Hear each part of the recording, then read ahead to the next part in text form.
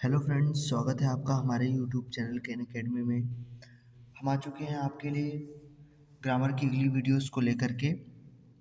और जैसा कि आप जानते हैं कि हम अपने ग्रामर के क्लासेस में नॉन फाइनाइट्स के बारे में पढ़ रहे थे। तो नॉन फाइनाइट्स को हमने जो है लगभग कंप्लीट कर लिया था। उसके बेसिक्स को हमने पूरा किया था कि नॉन फाइनाइट्स क्या होता है, इसके जो टाइप हैं जैसे कि पार्टिसिपल है, जिरंड है, इन्फिनेटिव है, ये क्या होते हैं। और इन्फिनेटिव में भी हमने उसके बेसिक्स इन्फिनेटिव को, जिरंडियल इन्फिनेटिव्स, नाउन इन्फिनेटिव्स ये कर लिए थे। अब हम थोड़ा रूल की तरफ आते हैं। आज हम रूल का पोर्शन ख़त्म करेंगे और उसी तरीके से नॉन फाइनाइट जो है हमारा पूरा कंप्लीट हो जाएगा। तो आइए हम रूल को आज फिनिश करते हैं। नॉन फाइनाइट्स में जो सबसे पहला रूल है हमारा, वो ये है डेयर और नीड के बारे में। आप सबको पता है कि डेयर का मतलब होता है साहस करना और नीड माने होता है आवश्यकता का होना। डेयर का मतलब साहस करना और नीड का मतलब होता है आवश्यकता का होना। ये मॉडल वर्ब है, माने मॉडल की तरह इनका यूज़ किया जाता है। ये एक मॉडल्स है। हमें इसके नियम में ये पढ़ना है कि अगर डेयर और नीड इन दोनों का यूज़ हमने नेगेटिव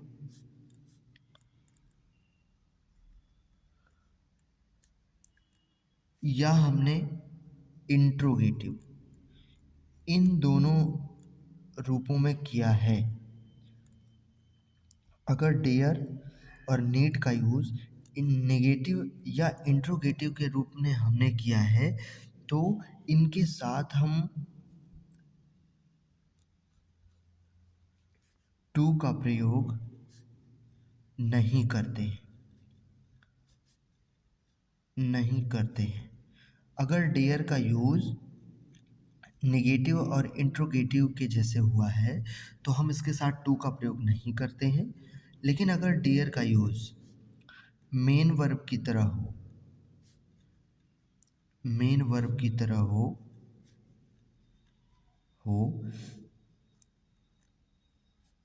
तरह हो तो टू का यूज़ करते हैं, यूज़ करते हैं।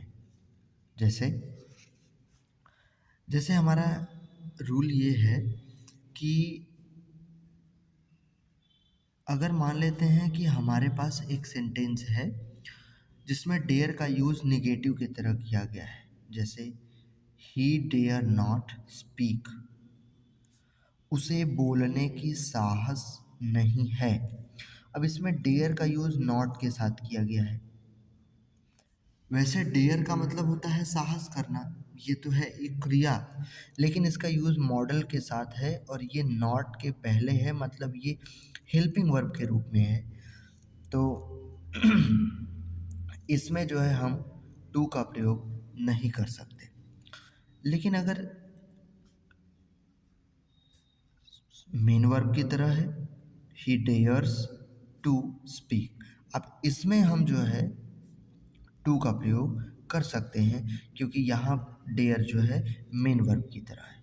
तो जब डेयर और नीड मेन वर्ब की तरह हो तो उसमें टू लगता है, और जब निगेटिव या इंट्रोगेटिव रूप में होते हैं तो उसमें टू का प्रयोग नहीं करते हैं। ठीक, तो ये हमें याद रखना है। अगला अगला देखते हैं हम दूसरा नियम।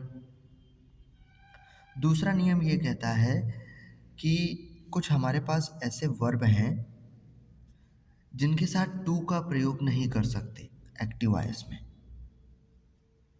जैसे बिड, जैसे लेट, जैसे मेक, जैसे feel, watch, see, here, etc के साथ एक्टिव वॉइस में टू नहीं लगता, टू नहीं लगता। ये आपको वर्ब्स ध्यान रखने हैं। जैसे आपको क्या करना है, अगर आपको सेंटेंस दिया है I feel her to touch, अब ये रॉन्ग है क्योंकि फील के साथ तो टू नहीं लगता। अगर हम इसको इस तरीके से लिखें आई फील हर टच, तो ये कम सही हो जाएगा, ये सही होगा। तो इन सारे वर्ड के साथ ये जो वर्ब हैं इनके साथ एक्टिव वॉइस में हम टू का प्रयोग नहीं करते हैं, ये हमें ध्यान देना है। जब ये पैसिव बनते हैं तो इनके साथ टू लगता है, पर उसमें से लेट एक ऐसा शब्द है जिसके साथ टू नहीं लगता पैसिव में। एक्टिव वॉइस में तो किसी में टू नहीं लगता, लेकिन पैसिव बनने पर इसमें से कुछ वर्ड हैं जिनके साथ टू लगेगा, लेकिन लेट के साथ ना तो एक्टिव वॉइस में लगता है और ना ही पैसिव वॉइस में लगता है। तो ये ध्यान देने की ज़रूरत है इसमें, तो इसे आप ध्यान रखेंगे। अब हम आगे की तरफ चलते हैं, अगले नियम को देखते हैं कि हमारा जो नेक्स्ट रूल है वो क्या कह रहा है।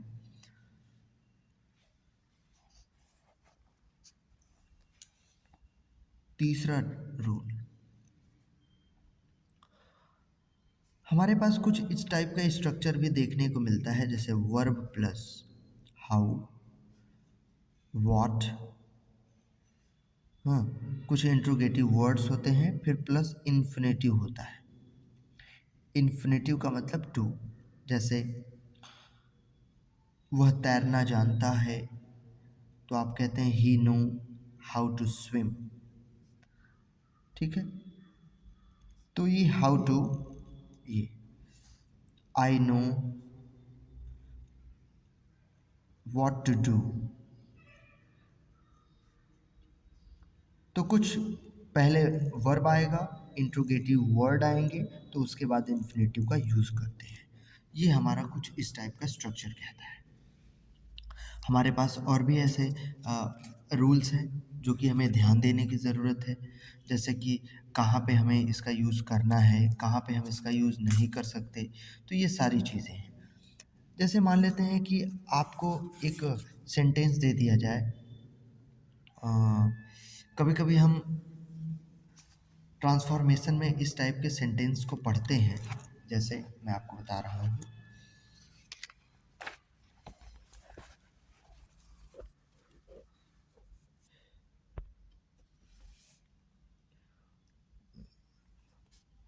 टू प्लस एडजेक्टिव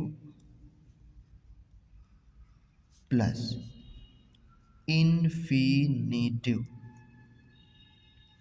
जैसे क्या होता है कि he is too weak to walk. ऐसे भी स्ट्रक्चर में इस टू का बड़ा महत्व होता है, तो इसमें भी हम टू का यूज़ करते हैं। इन्फिनेटिव में नॉन फाइनाइट्स के इन्फिनेटिव में ज़्यादा कुछ है नहीं, यही सारे कुछ दो तीन नियम जो कि बहुत इम्पॉर्टेंट है वो हमने आपको बता दिए हैं। हमारा वीडियो आज का इतना ही रहेगा। कल हम आपको जीरंड के साथ मिलेंगे और हम उसमें जीरंड की चर्चा करेंगे अच्छे से, ठीक है। Thanks for watching this video.